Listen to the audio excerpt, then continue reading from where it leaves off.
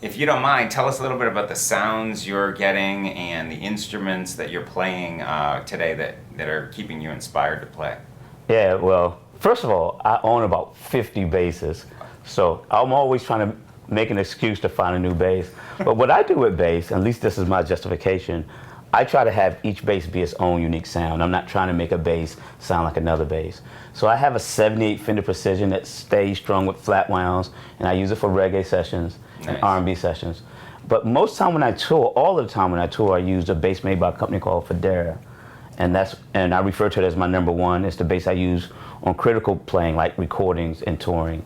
And I have about 8 Federas and a company out of Brooklyn, and it's just all handmade basses. They make each one by hand, so they don't make a lot of them. And coincidentally, it's the same bass that Victor uses, so we both have a relationship with that company. And then over the years, electronics and amps have gotten better too.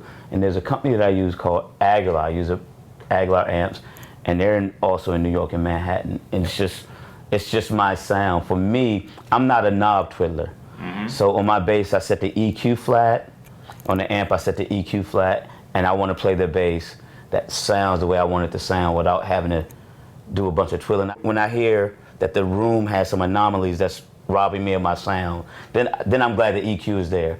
But generally, I just want that bass to sound like it's like how I want it to sound right out the box. Right. And for me, Federa basses and Aguilar amps do that for me. A lot of what you're saying about your instruments and your sounds, I think also comes from the musician themselves and their technique and their playing. What are the things that you're doing technique-wise that you feel are really incorporating your sound? And then also, do you teach some of those tricks to your students? Yeah, well, I think the biggest part of somebody's sound is their body. You don't have to work at sounding like yourself. You have to work at sounding like somebody else. Oh, right. Yeah, people say to me, man, I'm trying to find my sound. I'm having a hard time finding my sound. And all that really means to me is that they're comparing themselves to somebody else. Right. So it's really that sound that they're hearing is a sound that they hear from other people or amalgamation.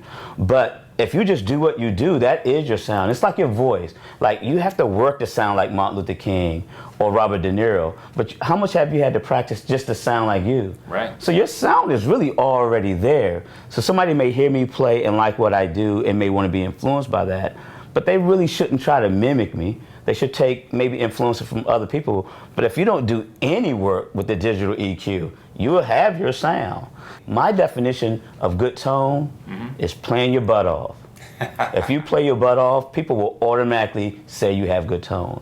Marcus doesn't sound like Victor, who doesn't sound like Stanley, who doesn't sound like Jocko, who doesn't sound like Jameson. So what they all did was took their sound and played well, and then make other people want to mirror their sound. That's what good tone really is.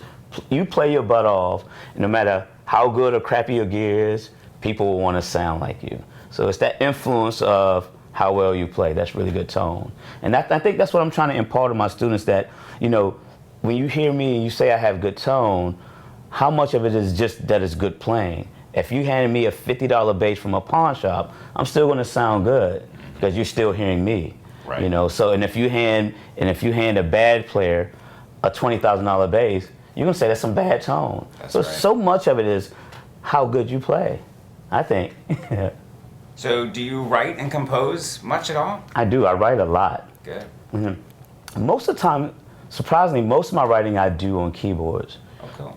I like having a lot of harmony available to me. And I understand harmony, of course, on electric bass guitar, but with the pianos laid out. So most of the time, I prefer to write on piano, because if you write on bass, one of the tendencies I notice with bass players is they write riff grooves, like a one-chord jam. Yeah. And nothing's wrong with that, but maybe you don't want a 10-song CD just to have riff jams. But if you write on an instrument like a keyboard, you'll get songs that have harmony and chord movement. So I like writing on keyboards.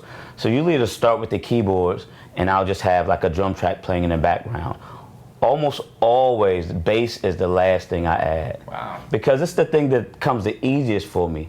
And if I put it on too soon, I'll start trying to make the bass be the masterpiece of the piece. Does that make sense? Yeah, totally. So with the keyboard, I might add some orchestration, some guitar, because I play guitar too, and some drums. And then when I add the bass later, it'll make me just put it in the places where it needs, as opposed to just trying to fill a whole track up with bass. And so that's my general process with writing. I have a commercial studio. I built a commercial studio from the ground up on my property just for me. Floating walls, floating ceilings, floating floors, Nice. Pro Tools. And he's always getting on me about putting out my record. But the thing that I also realized, and maybe I'll put out a record one day, but the thing that I realized was writing and producing and engineering for me is like journaling.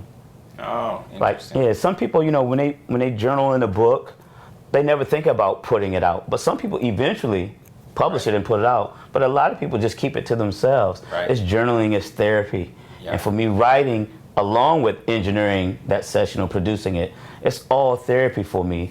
And I love tweaking songs. That's my danger. I love tweaking. They like never finish.